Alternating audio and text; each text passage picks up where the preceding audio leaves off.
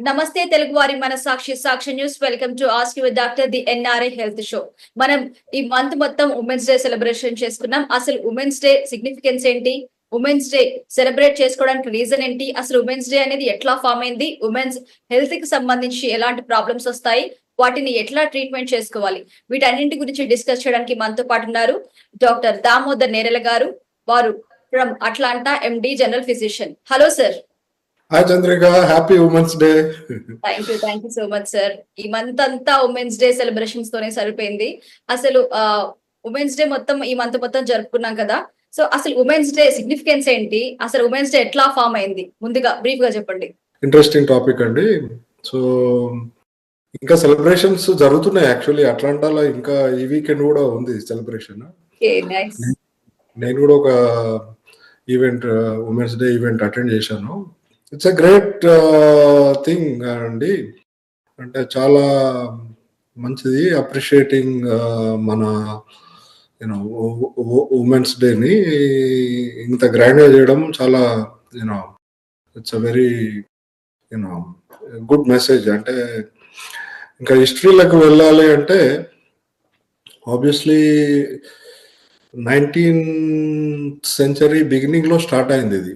దీంట్లో interesting facts ఏంటంటే socialist movement కూడా దీంట్లో ఉండే. ఎందుకంటే ఒకప్పుడు ఉమెన్స్ కి యాక్చువల్లీ ఓటింగ్ రైట్స్ కూడా లేవు. ఓటు వేయనిచ్చేవారు కాదు. సో ఆ టైంలో ఈ సోషలిస్టిక్ మూవ్మెంట్ రష్యాల తర్వాత అమెరికాల ఈ కొన్ని దేశాలల్లో అప్పుడు వరల్డ్ వార్ 1 టైంలో కూడా బ్రెడ్ అండ్ పీస్ అనే ఒక మూమెంట్ తోటి లేడీస్ మూమెంట్ స్టార్ట్ చేశారు. ఆ టైంలో actually March 8th women's day లాగా డిక్లేర్ చేశారు. సో కొన్ని రోజుల తర్వాత యాక్చువల్లీ రష్యన్ ప్రెసిడెంట్ లెనిన్ దీన్ని ఇంటర్నేషనల్ ఉమెన్స్ డేగా 1917 అనుకుంటా. సో అప్పుడు దీన్ని అతను అఫీషియల్ చేశారు అన్నట్టు. చాలా ఆర్గనైజేషన్ ఫామ్ చేసి చాలా స్ట్రగుల్ చేశారు వాళ్ళ రైట్స్ కోసం. సో బేసికల్గా ఇక్కడ మనం హిస్టరీలోకి పోతే ఆల్వేస్ వెరీ ఇంట్రెస్టింగ్ పాయింట్స్ అన్నట్టు. మిమోసా అనే ఫ్లవర్ను కూడా అది ఎట్లా అంటే ఉమెన్ వాళ్ళ హెయిర్ రిప్రజెంటేటివ్ తీసుకొచ్చారు అన్నట్టు ఆ ఫ్లవర్ని. తర్వాత కలర్, ఉమెన్స్ డే కలర్ కూడా it's like white and 3 colours అన్నట్టు. ఒకటేమో like purity, white is purity. తర్వాత purple is like each colour represents sacrifice అన్నట్టు. సో అందుకనే గ్రీన్, అనదర్ గ్రీన్. సో ఇది it was well thought and well done అన్నట్టు. Following that ఏంటంటే ఇంకా every year ఈ trend over period of time చాలా famous అయింది. ఆబ్వియస్లీ ఎంతో మంది ఫేమస్ పర్సనాలిటీస్ కూడా, women leaders, women scientist, women even astronauts. So basically వాళ్ళు స్ట్రగుల్ చేసింది ఎందుకంటే equal rights. Okay, equal rights. First thing voting వాళ్ళు సాధించుకున్నారు. ఎందుకంటే ఇనిషియల్గా ఓటు కూడా రిస్ట్రిక్షన్స్ ఉంటాయి. ఆ రిస్ట్రిక్షన్స్ కూడా తీసేసి రిస్ట్రిక్షన్స్ లేకుండా కూడా దెన్ దే అచీవ్డ్ ఇట్. తర్వాత ఈక్వల్ పొజిషన్స్, ఈక్వల్ అంటే still going on. But so ఇక్కడ అన్ఫార్చునేట్ థింగ్ ఏంటంటే యాక్చువల్లీ మనము పురాణాలలో పోయినా హిస్టరీలో పోయినా అని women were always powerful in history. But for some reason వాళ్ళు ఎందుకు ఓటింగ్ రైట్స్ ఇవన్నీ ఇవ్వకుండా చేశారనేది నాకే సర్ప్రైజ్ అనిపిస్తుంటుంది. ఎందుకంటే women always they were strong gender, always strong. ఎందుకంటే ఇప్పుడు మీరు ఫేమస్ పర్సనాలిటీస్ లైఫ్ హిస్టరీలోకి పోతే మనకు చాలా విషయాలు తెలుస్తాయి. ఉమెన్స్ డే అంటేనే ఇంకా మనకు ఫేమస్ పర్సనాలిటీస్ గుర్తుకొస్తాయి. సునీత విలియమ్స్ గారు కావచ్చు, ఝాన్సీ లక్ష్మీబాయి గారు కావచ్చు, సో రుద్రమాదేవి గారు కావచ్చు. వారి గురించి కొంచెం బ్రీఫ్ గా చెప్పండి. చాలా మంది ఇంటర్నేషనల్ అండ్ ఇండియన్ ఫీమేల్ పర్సనాలిటీని మనము రికగ్నైజ్ చేయాల్సి ఉంది. హిస్టరీలో పోతే రాణి రుద్రమాదేవి వాళ్ళు రాజ్యాలే ఏలిళ్ళు అప్పుడు. Yes. రాజ్యాలు ఏలి వాళ్ళకి ఓటింగ్ రైట్స్ ఇవ్వకుండా అంటే over the period of time something happened in the system.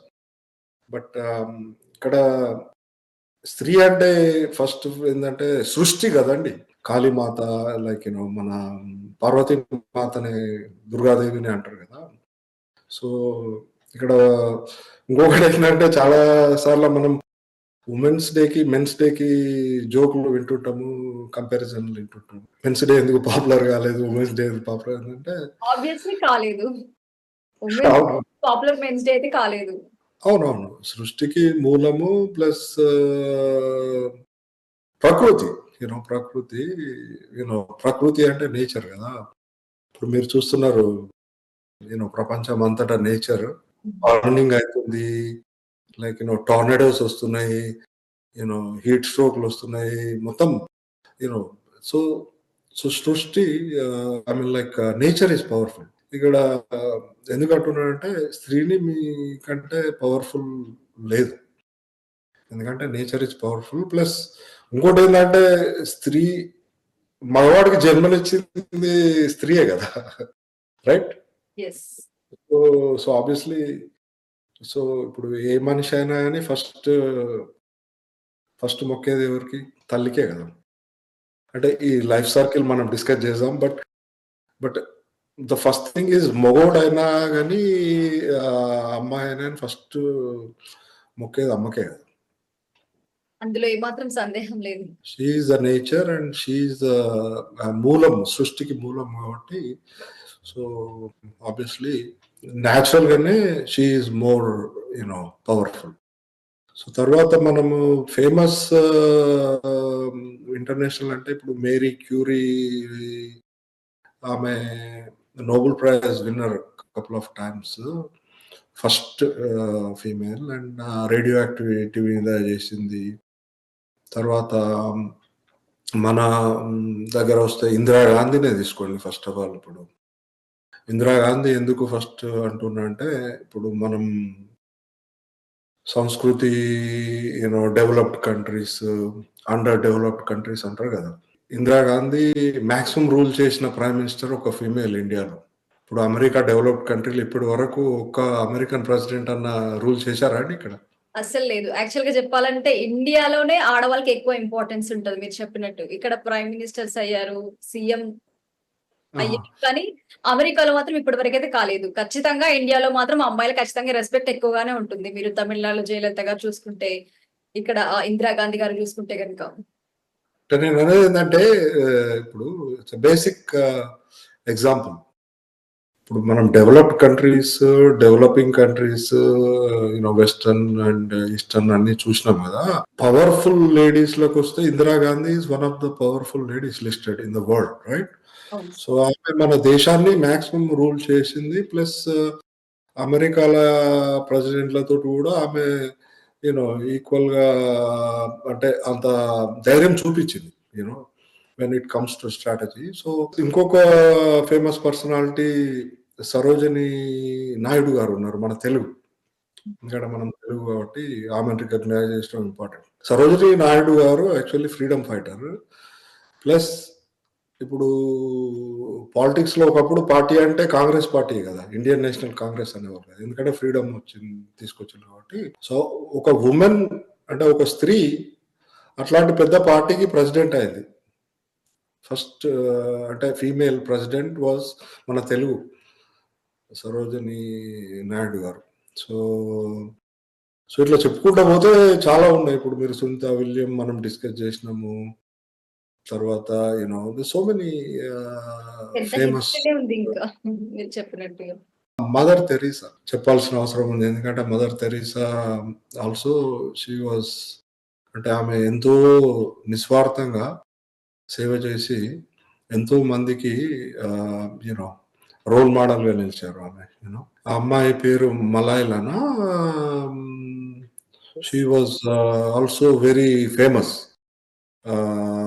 ఆమె కూడా పీస్ మీద ఆమెకు కూడా నోబెల్ ప్రైజ్ వచ్చింది. సో, సో ఆమె కూడా యాక్చువల్లీ ఆమె young girl actually. Young female.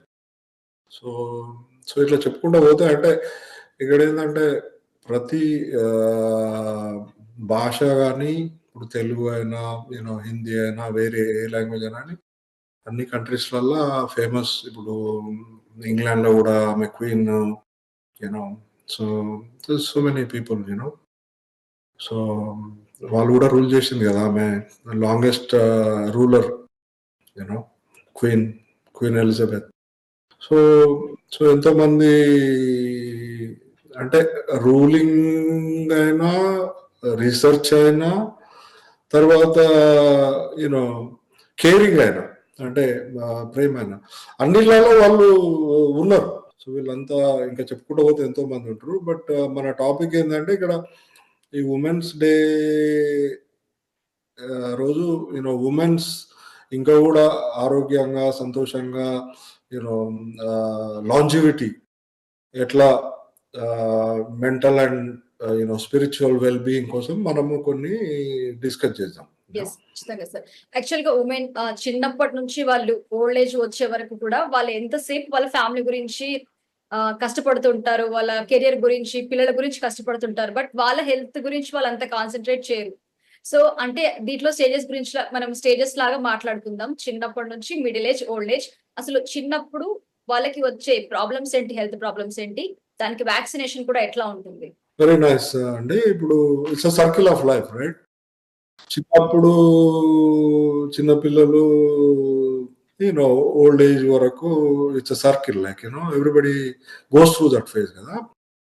So young age లో ఏంటంటే వ్యాక్సినేషన్ ఇంపార్టెంట్.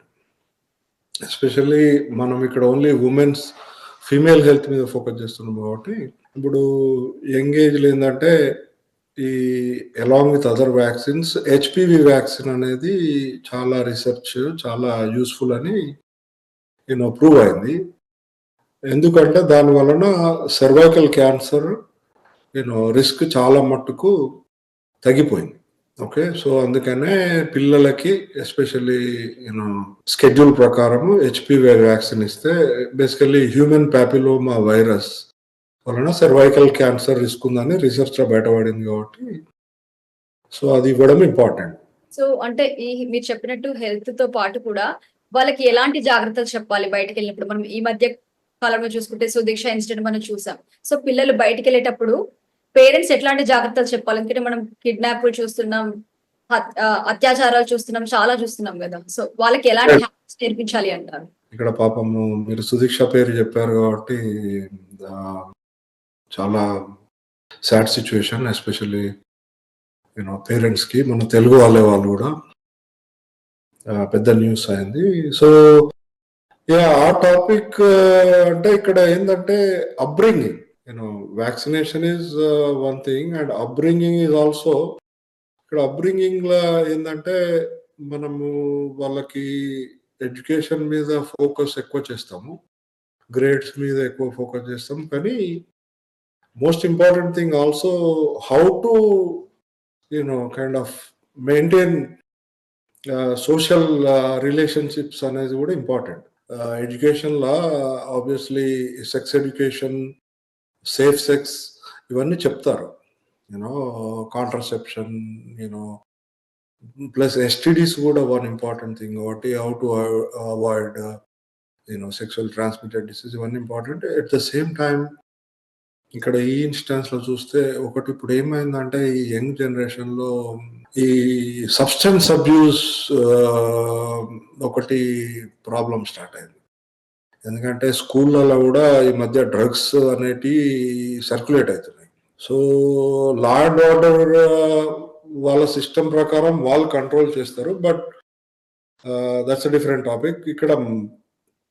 ఇక్కడ పేరెంట్స్ రెస్పాన్సిబిలిటీ, మన రెస్పాన్సిబిలిటీ ఏంటంటే పిల్లలకి పెంపకం like right way of handling the situation important. ఎందుకంటే ఎక్స్పోజ్ అవుతారు స్కూల్లో, దాని వలన హాని ఏంది అనేది వాళ్ళకి క్లియర్గా మనం చెప్పడం ఇంపార్టెంట్.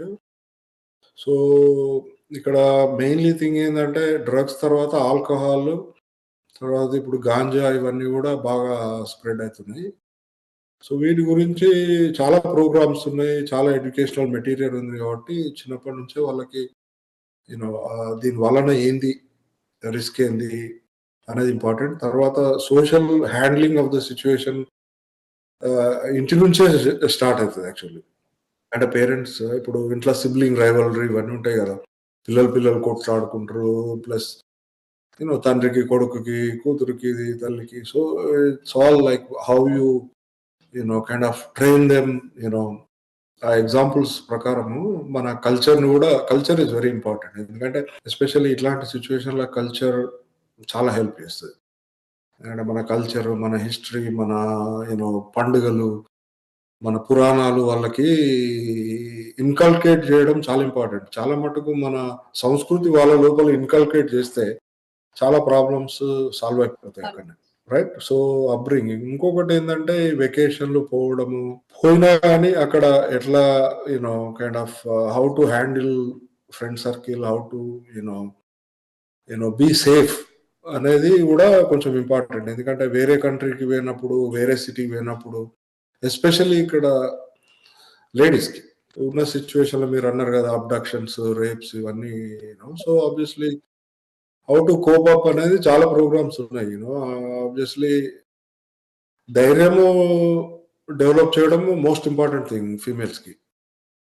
తర్వాత ability to save themselves another important thing. ఆ టెక్నిక్స్ అన్నీ స్కూల్‌లో నేర్పిస్తారు గానీ, ఇంట్లో గూడా ఫోకస్ చేస్తే ఇంపార్టెంట్ అది.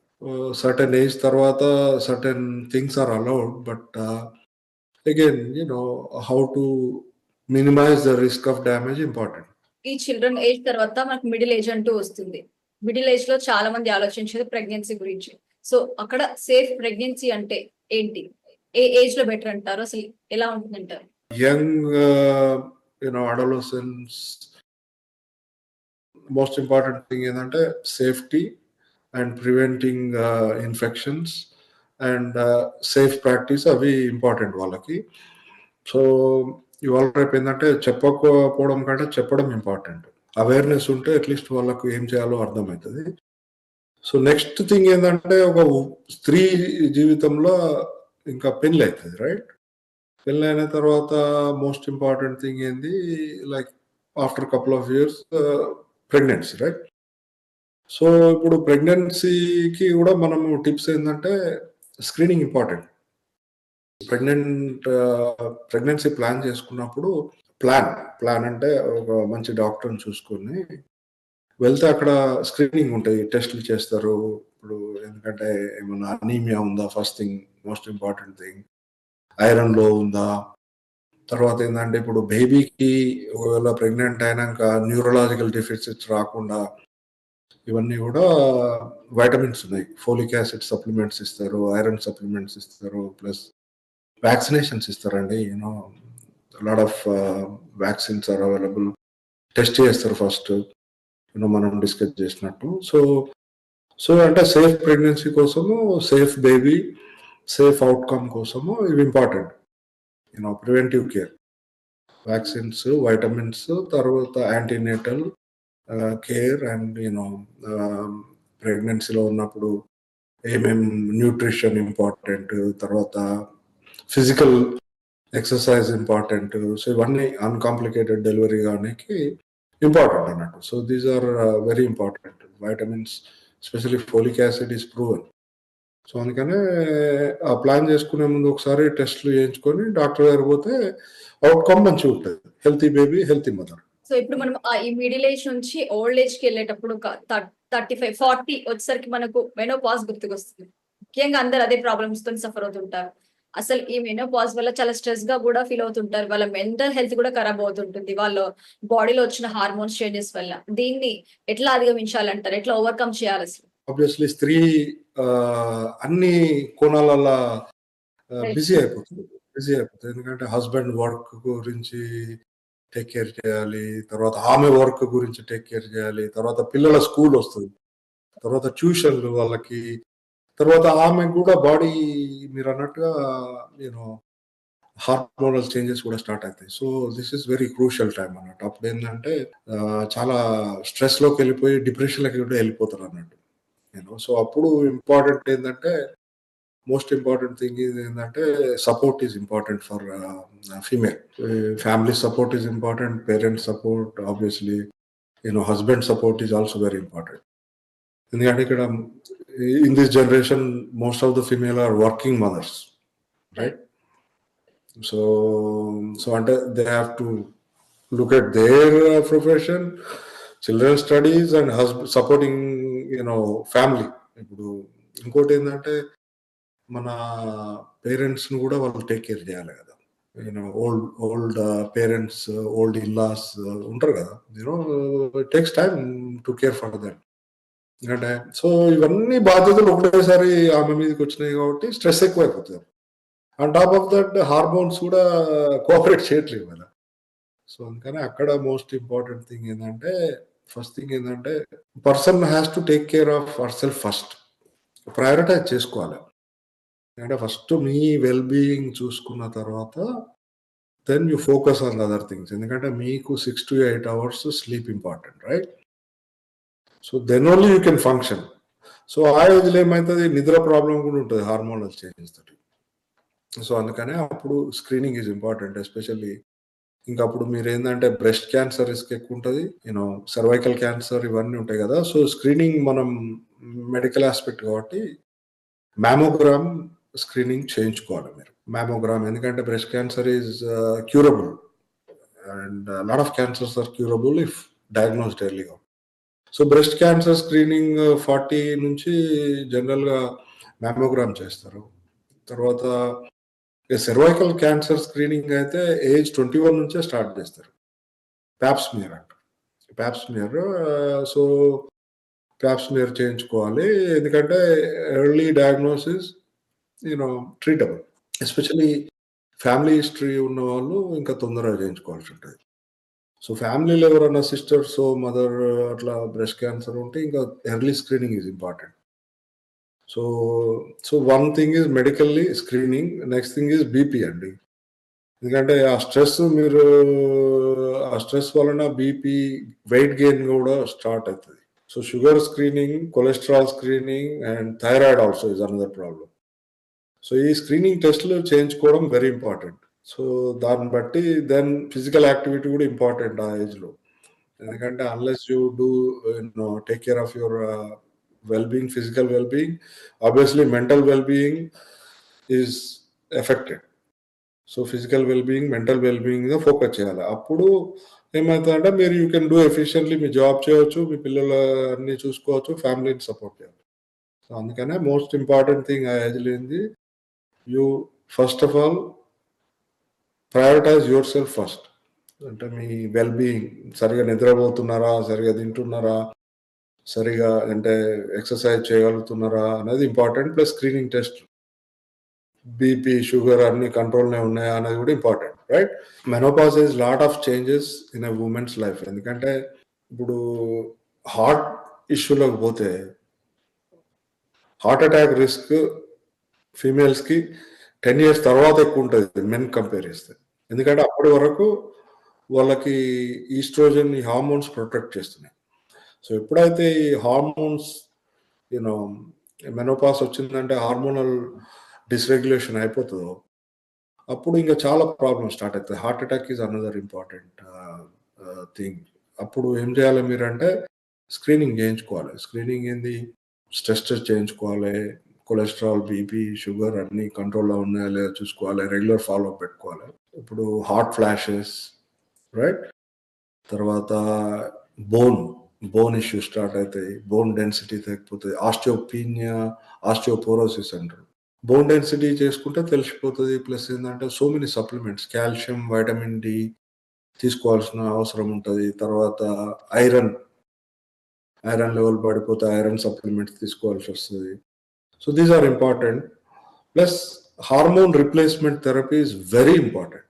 మీ ఆరోగ్యం దెబ్బతింటే అన్ని డిస్టర్బ్ అవుతుంది, సిస్టమ్ దెబ్బతింటుంది. సో ఇప్పుడు ఓల్డ్ ఏజ్ వచ్చేసరికి కూడా చెప్పండి సార్, యాక్చువల్ గా వాళ్ళకి మతిమరుపు వచ్చేస్తుంటుంది, వాళ్ళకి బెడ్ రిటర్న్ అవుతూ ఉంటారు కదా, వీటి నుంచి ఎట్లా ప్రివెంట్ కావచ్చు అంటారు వాళ్ళు? Very good. అంటే ఈ కాలచక్రంలా మనం చిన్న స్టేజ్‌కెళ్ళి ఓల్డ్ ఏజ్‌కొచ్చేసరికి ఏమైద్దంటే, ఈ మధ్య కాలంలో ఎక్కువైపోయింది. డిమెన్షియా అంటారు దీన్ని. ఈ వెస్టర్న్ కంట్రీస్‌లో ఇంకెక్కువుంది.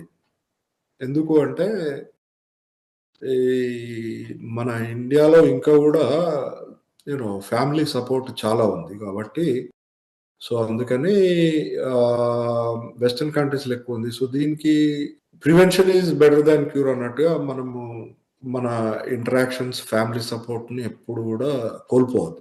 సో, అది one of the most important thing ఏందంటే, ఆ కనెక్షన్స్ గ్రాండ్ చిల్డ్రన్ తర్వాత ఆంటీలు, తర్వాత మామలు ఇవన్నీ లింక్స్ ఇక్కడ వెస్టర్న్ కంట్రీస్‌లో వస్తే కొంచెం ఎవరి లైఫ్ స్టైల్ వాళ్ళదే అయిపోతది.